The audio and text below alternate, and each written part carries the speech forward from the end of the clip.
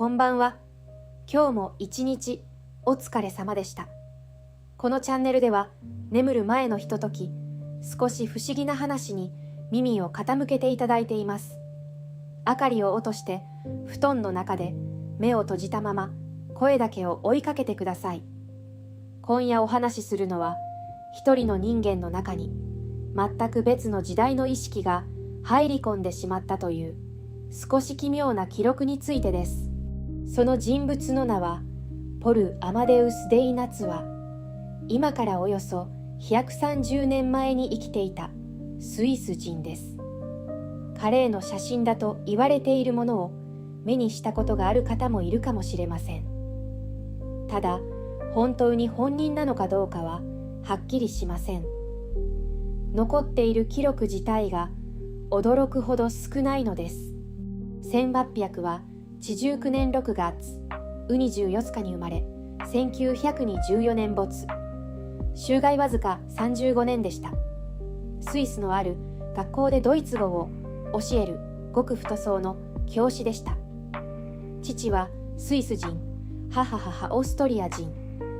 ドイツ語とスイスドイツ語の両方を話しました。後にギリシャへ渡ってからも教師として静かに暮らしています。生前、その長世に知られることはありませんでした。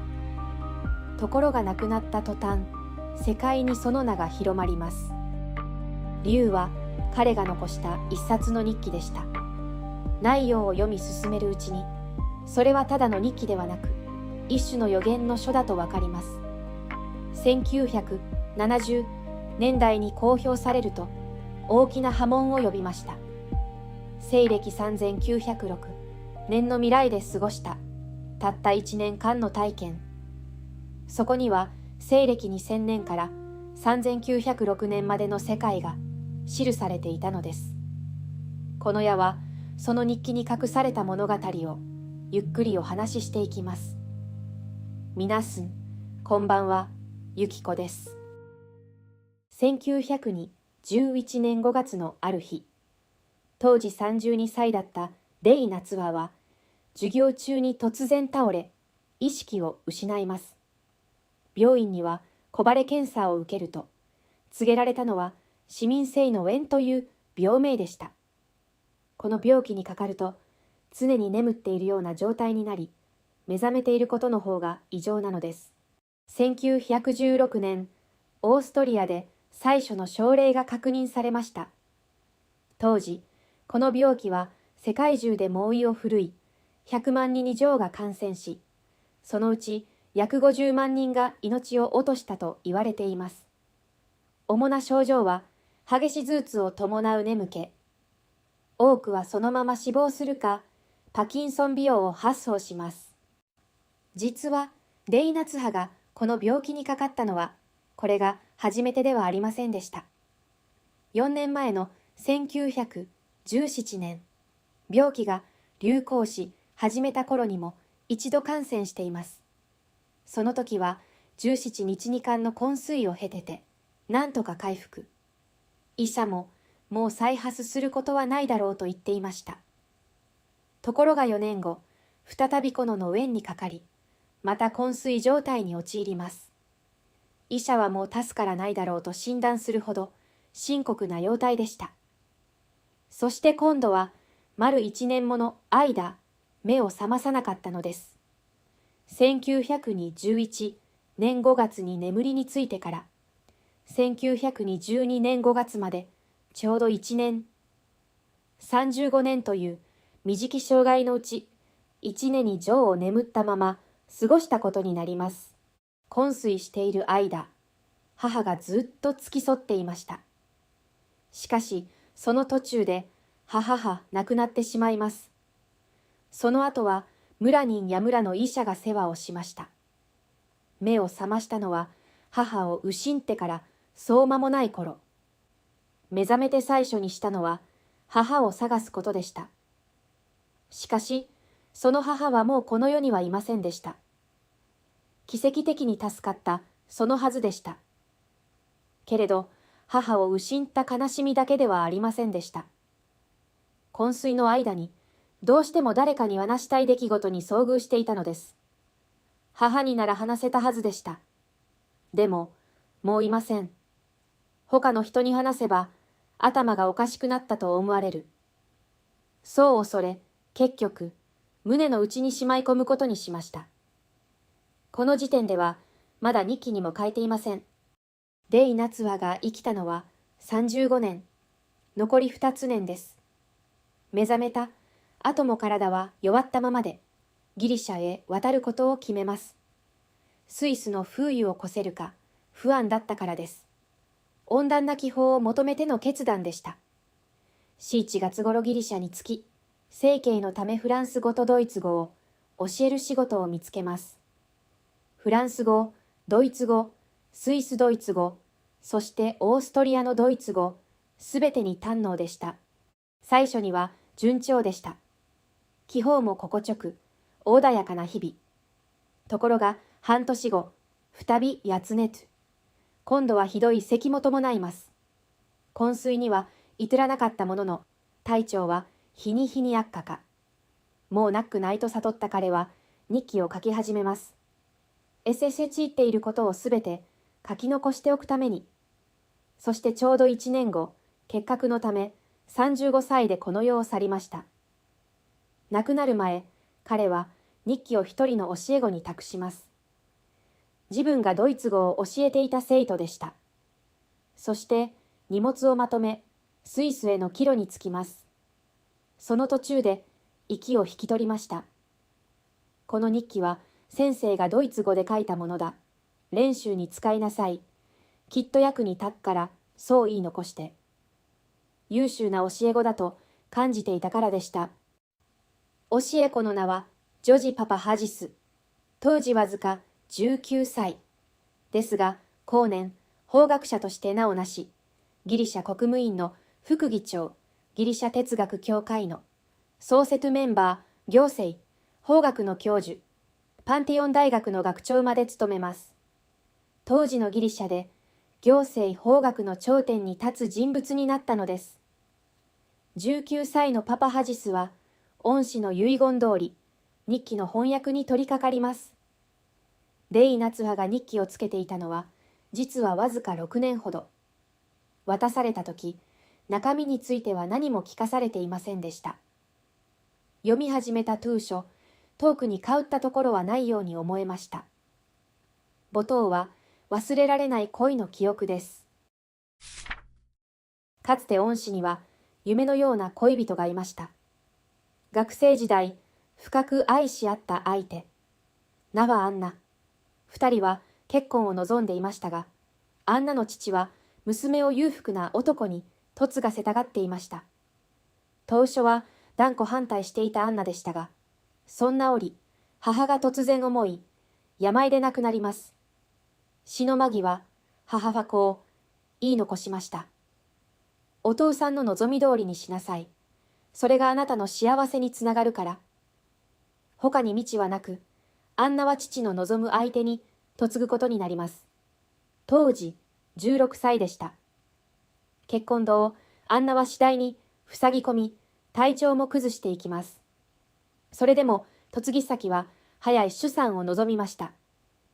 医者は妊娠に適さない体だと警告していましたが、結婚から2年後、ついに身ごもります。ところが妊娠中に病状が悪化し、子供も、そして母親であるアンナ自身の命も救えませんでした。この出来事は、デイ・ナツワに深い傷を残します。以来9年、うつうっとした日々を送り、体も次第に弱っていきました。もともと美容弱だったわけではありません。アンナを失った衝撃がすべての始まりだったのです。日記はその記憶の記録から始まっていました。けれど、読み進めるうちに内容は愛知変します。後半、日記全体の中でも最も長い部分、そこに書かれていたのは未来の出来事でした。日付まで孔明に記されています。パパハジスは最初小説だと思っていました。しかし、読み進めるうち考えが変わります。あまりにも詳細であまりにも長い。これは小説ではなく、未来を訪れた記録なのだと確信するようになりました。翻訳には14年を要しました。法律の勉強で忙しい合間を縫っての作業でした。訳し終えたパパハジスは、これは真実かもしれないと考え出版を決意します。ところがあまりにも間の悪いことに、訳し終えたのはちょうど1940年。第二次世界大戦が始まり、ヨーロッパ諸国がドイツと対立する年でした。原文派ドイツ語、当時、ドイツ語の文書はすべて監視の目にさらされていました。出版どころではありません。さらに、運が悪いことに、1944年、大戦の最も激しい時期、ギリシャが最も混乱していた時期、パパハジスの邸宅がギリシャ軍に接収されてしまいます。すでに大学教授、著名な弁護士の息子でもあった彼の屋敷は格好の標的でした。接収の際、軍派ドイツ語の原稿を発見します。これは恩師の日記だと説明しても、彼らにドイツ語はわかりません。カンティのため、預かる、そう言って持ち去られたきり、二度と戻ってきませんでした。幸い、持ち去られたのは原本だけ。すでに翻訳していた部分は手元に残りました。それから5年、大戦もギリシャ内戦も終わりましたが、失われた原本は戻りません。それでもパパは実は出版の機会を伺い続けました。まず、親しい友人たちに見せることにします。神学の教授、神地学者、そしてフリメイソンの会員、ナミの人脈ではありません。フリメイソンに見せると、彼らはすぐにこれを貴重な情報として扱いました。あまりに重要すぎる、外に漏らしてはならない、一般には知らせてはならない、そう言って厳守に保管することにしたのです。翻訳はフリメイソンの下で20年眠り続けます。1960年代、すでに大学の学長となっていたパパハジスは、もう反対を押し切ってこう告げます。やはりこれを出版したい。1973年、ついに出版が実現しました。ヨーロッパ中に衝撃が走ります。法学者が検証しようのない未来の物語を世にと、多くの人がその動機に興味を抱きました。当時のヨーロッパでは意見が3つに割れました。これは本物の予言かもしれない。研究に値する。そう考える人々。人類の精神や運命について考えさせるためのフィクションだ。そう見る人々。そして何か裏のある巧妙な詐欺に違いない。そう疑う人々。では、日記に記された未来とはどのようなものだったのでしょうか。レイ・ナツワによれば、1921年に昏睡状態に陥ったとき、実際には完全な意識喪失ではなく、半ばは意識のある状態だったといいます。はっきりとは見えないものの、周りで大勢の人が忙しく動き、あちこちへはこばれている感覚はありました。どれくらい時間が経ったのかもわかりません。やがて静かになり、目を開けると見覚えのない場所にいました。ベッドの前には医者らしき2人。ただ、その服装はどこか見慣れないものでした。医者だろうとなんとなくそう感じただけです。ここはどこですか？母はどこですか？真っ先に浮かんだのは母のことでした。2人は困惑した表情を浮かべ、何か話しかけてきます。理解できないながら、いくつかの単語だけは聞き取れました。英語に似ているようで、英語ではない。2人は互いに何か言葉を交わしますが、それもわかりません。外国の病院には来ばれたのか、そう思い、もう一度尋ねます。ここはどこですか？少し年配の医者が、デイナツワの言葉がドイツ語だと気づいたようでした。たどたどしいドイツ語でこう告げます。アンドリュー、私がわからないのか。アンドリューとは誰のことですか。そう返すと、医者は説明を始めました。事故で頭を負傷し、ここには運ばれてきたのだ。覚えていないのかと。驚いた彼はベッドを飛び出します。ここがどこなのか確かめようと。途中、鏡の前を通りかかると、映っているのは自分ではなく、見知らぬ若者でした。当時32歳だったはずが、鏡の中の顔はもっと若く、まるで別人です。とてつもない恐怖に襲われました。自分はもう死んで、天国か何かに来てしまったのではないか、そうさえ思ったと言います。彼の言葉遣いから、医者はそれが比重に古い言語だと気づきます。今年は何年か、と尋ねると彼は答えました。1911年。医者は言います。今は3906年だ。そんなはずはない、そう叫び、外へ駆け出そうとしたとき、窓の外の光景に言葉を失います。ガラスのようにそびえる高層ビル群、空を埋めっくす、空飛ぶ自動車。すべてが美しすぎました。語学教師である彼ですら、うまく言葉にできない、美しいとしか言いようがなかったのです。彼はしばらく窓の前に立ちっくしました。医者はすでに事情を察していたようで、説明を始めます。あなたの那覇、アンドリューノサム、天才物理学者。重大な自動車、事故で頭を負傷し、15分間、臨死状態に陥った。脳を冷やし、心臓を再始動させた、その瞬間、意識に何かが起きたのだろうと。今は3906年、おそらく時空を超えてしまったのだろう。本来のアンドリューはどこへ行ったのか、おそらくあちらが輪の体に。あちらは昏睡したまま、こちらは目覚めた。つまり、臨死状態にあった一つの魂が、時を超えて、別の臨死体験者の体に宿ったということです。説明を聞き終え、少しずつ状況が飲み込めてきました。パニックは次第に不安と困惑へと変わっていきます。彼が考えたのは、ただ一つ、早く家に帰りたい、自分の体に戻りたい。そうして、戸惑いの中、体を回復させるため、12日間を病院で過ごしました。回復した後、医者は彼をチュルーたち、未来の賢者である2人の老人に会わせます。チュルーたちは数多くの質問を投げかけました。レイナツアに起きたのは意識の移動。未来における意識の手に。稀ではあるものの、理解できる現象だと彼らは考えていました。やがて彼はもう一つの事実を知ります。この人は人間ではありませんでした。少なくとも私たちと同じ人間ではない。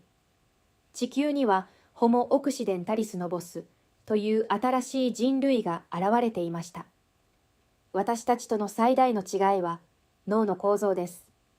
進化の中で彼らは新たな感覚を手に入れました。チャウ意識、五感を超えた知覚、いわば第六感です。新たな次元、新たな空間の広がりを感じ取ることができる。脳の構造が私たちとは異なるからこそ、宇宙の神秘を直接感じられるのです。彼らはそれをサミス、未来人が呼ぶ中意識と呼びます。あなたには理解できないだろう。未来人はそう言いました。でも、この番組を聞いている皆さんなら、もうお気づきかもしれません。多くの人は、それをアカシツクだと考えています。彼らはアカシツクを直接感じ取れる。私たちにはできません。この進化は一瞬で起こります。ある日、突然、サトルが訪れるように。危険なのはその瞬間です。新しの右力が芽生えたばかりの頃、死亡率は100% でした。大量の情報が一気に脳へ流れ込み、多くの人がそれに耐えられず、命を落としたのです。それが数百年続きました。死んで、また死んで、ある時、突然、しなくなった。徐々にではなく、ある日を境に。超意識を持つ人たちは、物質より精神的な価値を重んじます。競争や成功より、協力と利他、そして共通の利益を大切にする。州外で働くのはたった2年。17歳から始まり、寿命は数世紀に及びます。2年だけ働けば、あとは好きに生きられる。まるでに年間の兵役のようなもの。それさえ終えれば、社会が提供するあらゆる資源を享受できます。衣食の心配はもうありません。デイナツワが意識を借りているアンドリューが、それでも物理学者として働き続けていたのは、働くかどうかを自由に選べるからです。仕事は純粋に社会への貢献のため、何もせず過ごすことも許されています。高度なりた主義と精神性を身につけた彼らに、私たちのような法律は必要ありません。その代わり、5つの原則がありました。1つ目は、誰もが2年間の奉仕を担うこと。2つ目は、分配の規則を持つこと。資源はすべて無料でも、際限なく取ることはできません。彼らの間にも差はあります。それは、精神的な知識の差です。知識が本なものほど、天才とみなされる。アカシックで度につながっているのに、なぜ差が生まれるのか。アカシックは、感じ取り、見ることはできても、その中身まではわかりません。学び続けることでしか、そこに眠る神秘には近づけないのです。三つ目は、人口の抑制。西暦3906年、世界の人口は10万人以下に保たれています。それが、善人の羽根を支える条件でした。姿方たちは、私たちとそう変わらないと言います。こうしてデイナツハは、3100年6年で1年を過ごします。言葉を学び、多くの人と語り合い、人類の歴史を学びました。私たちにとって、それは未来の歴史です。ここからが、この予言の核心です。予言によれば、人類は2000年以降、いくつもの困難に直面します。人口活況、進む生態系の破壊、二酸化炭素汚染と気候変動、栄養不足、残酷で欺瞞に満ちた独裁、局地的な戦争、社会全体が苦しい時代に突入します。2150年、人口は限界に達し、火星移住が始まります。出生率は今下がっているように見えます。でも、彼への話では2000年から2030年にかけて人口は増え続け、今の現象はあくまで一時的なもの。やがて再び増加に転じます。2150年、正式に火星移住計画が始まり、大量の住居と生命維持システムが建設されます。50年の努力の末、2200年、人類は正式に火星へ移住。60年後には2000万人が移り住んでいました。ところが2265年、火星で大規模な自然災害が発生。移住者は全人命を落とします。同時に地球でも深刻な飢饉が広がりました。44年後の2309年、世界大戦が勃発します。各国が殺傷力の高い銃器を投下し合ったと彼は語ります。核兵器という言葉こそ出てきませんが、想像はつくでしょう。1923年当時、核兵器という概念は存在していません。それでも彼は世界全体を破壊する致死性の兵器についてはっきりと勝っているのです。戦場はヨーロッパ。大部分の国が破壊される中、スカンジナビアと北欧諸国だけが無事でした。だからこそ、3906年の言語は、スカンジナビア語と英語が混ざり合ったものになっています。スカンジナビアとは、スウェーデンとのルーエーのあたり。かってバイキングが渡ったどのっちです。そこだけが幸運にも生き残りました。2396年、世界政府が樹立されます。国家はまだ存在しますが、すべて世界政府の指導に従います。指導者を決めるのは、権力ではなく選挙。人道主義者、技術者、科学者の中から選ばれます。私有財産はほぼ消え、資源は均等に販売されるようになりました。この頃から地球は地球外文明と頻繁に接触するようになります。宇宙人の存在は誰もが知るところとなり、彼らの助けを借りてて、精神の力で肉体を移動させる方法を学び始めます。2期が書かれたのは1923年。ですが、語られる未来の大部分はもっと先の世紀のこと。20世紀末や2000年前後の出来事にも触れてはいますが、ごく大まかにしか記されていません。理由は彼がこの歴史を学習、木と呼ばれる機械から学んだからです。形はタブレットに似ていますが、機能ははるかに強力。立体英語を映し出し、人工知能のように歴史を語り、質問にはスラスラと答えてくれる。今の私たちには想像しやすいものですが、1913年当時としては、恐ろしく先進的な発想でした。だからこそ、彼が本当に未来を見た可能性は、決して低くありません。日記にはこうも記されています。これまで私たちは本で学んだいたが、未来ではこれを使うのだ。当時の彼がどれほど時代の先を見ていたかがわかります。ただし、この機会には制限がありました。20世紀に起きた出来事、遠く2世紀末の情報には答えないよう設定されていたのです。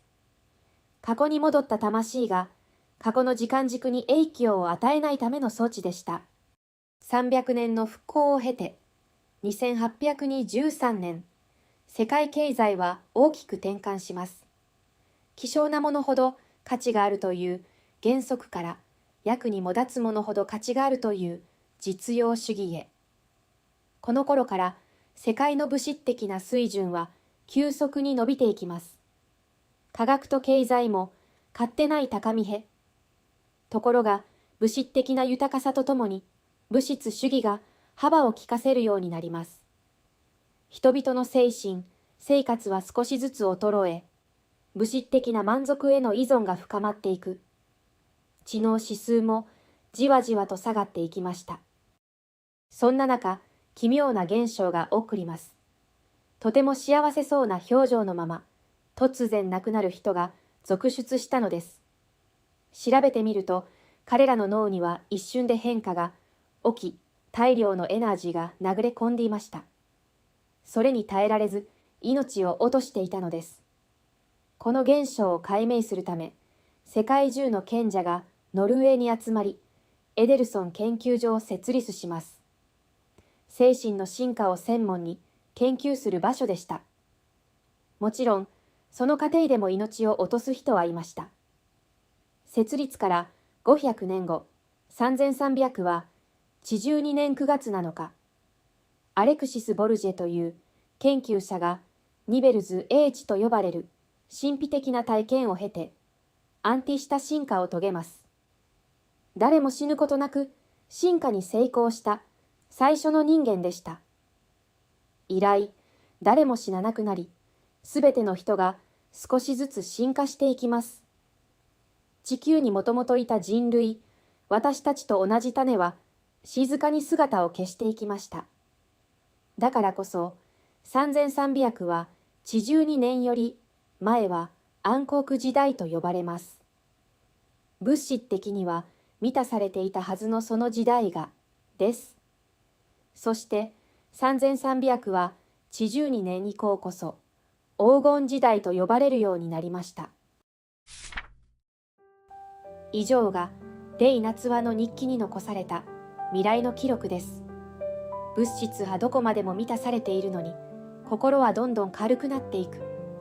人口は管理され、意識は作り変えられ、そしてもともとの人類という種は静かに、しかし確実に姿を消えていく。そんな世界をあなたはどう感じるでしょうか。これは人類が本当に望んでいる未来なのでしょうか。そしてこのような未来はいつか本当に訪れるのでしょうか。あなたはどう思いますか。よろしければあなたの考えもコメントで聞かせてください。この矢のお話はここまでにしたいと思います。もしよかったと感じたら大切な人にもシェアしてあげてくださいね。それではこの矢はゆっくりお休みください。また次回お会いしましょう。